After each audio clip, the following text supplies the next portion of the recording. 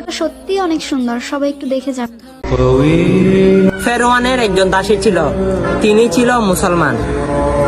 তখন ফেরওয়ান জানতে পারলো সেই দাসীটা মুসলমান হয়ে গেছে।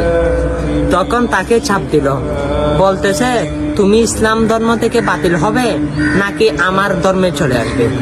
তখন ও মহিলা বলে, ফেরওয়ান আমি মুমিন, আমি কালেমা পড়েছি, আমার ইমান বিক্রি করতে পারবো না। তখন ওই দাসীর কাছে 2টি ছোট ছোট সন্তান ছিল। তখন ফেরওয়ান কি করলো, একটি বড় কড়াইয়ের মধ্যে তেল বাঁচলো।